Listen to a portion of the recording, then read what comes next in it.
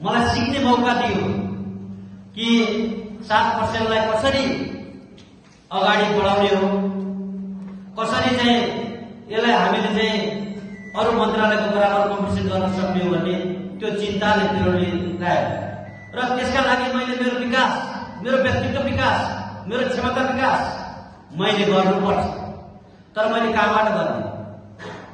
अमेरिकाबाट गर्ने कि जापानबाट गर्ने कि छिमेकी मुलुकहरुबाट गर्ने कि मेरै मन्त्रालयमा भएको म्यान पावरबाट चाहिँ मैले जे कुरा सिक्यो त्यही सिकेर त्यही व्यवस्थापन गरेर गर्ने, त्यो पनि एउटा क्षमता विकास हो।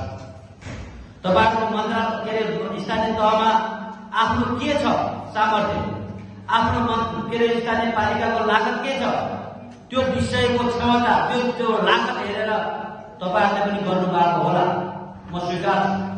त्यही उद्देश्यका साथ हामीले चाहिँ आपसमा डिस्कसन गर्यौं।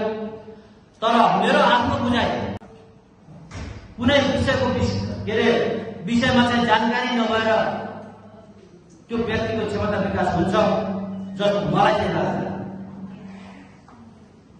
कुनै पनि विषयमा तपाईँ जान्नुहोस् नजान्नुहोस् त्यसको चासो लिनुहोस्, त्यो विषयमा इनिसिएसन छैन, त्यो चासोको विषय बनाउनु हो त भने सायद मलाई त्यो व्यक्तिको क्षमता विकास हुँदैन। अर्काको कुरा सुन्नु र त्यसलाई इम्प्लिमेन्ट गर्न सक्नु, कार्यान्वयन गर्न सक्नु, त्यो पनि महत्त्वपूर्ण पार्ट, त्यो पनि क्षमता विकास।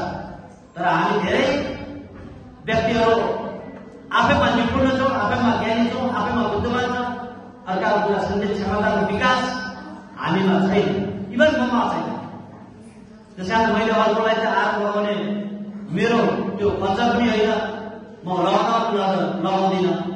त्यसैले हामीले गर्यौं र अस्ति भर्खरै र हाम्रो समीक्षा बैठकमा मेरो गुरु दिवाकर भण्डारी लगायत हामीहरू साथीहरू गयौं र आफ्नो मन्त्रालयको प्रगति राख्दा अहिले 34.7 पुँजीगत तर्फ 43.42 चालुगत तर्फ खर्च भएको छ र ती साथीहरूको जसले चाहिँ कुम हलाउनु थियो उहाँको प्रगति 24% रहेछ।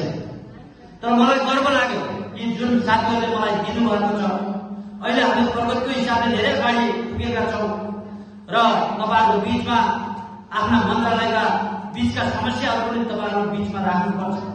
किन महिलामाथि विभेद गरियो भन्ने विषय मैले केही जान्नुपर्छ, मैले जानेका कुराहरू यहाँ संरक्षण गर्नुपर्छ, त्यो क्षमता विकास हो कि हामी केही न केही विकास गरेका छौँ मलाई लाग्छ। म धेरै कुरा तपाईहरुको बीचमा राख्न चाहदैन, तर क्षमता विकास भनेको जुन अहिले चाहिँ नेपालमा संघीय लोकतान्त्रिक गणतन्त्र घोषणा हो, संघीय लोकतान्त्रिक गणतन्त्र घोषणा भइसकेपछि नकारात्मक सकारात्मक दुई पक्षका विषयवस्तुहरू चाहिँ उठान भएका छन्। तर एउटा मानव जीवनले चाहिँ आफ्ना विचारहरू स्वतन्त्र रूपमा राख्न पाउने त्यो पनि एउटा क्षमता विकास हो।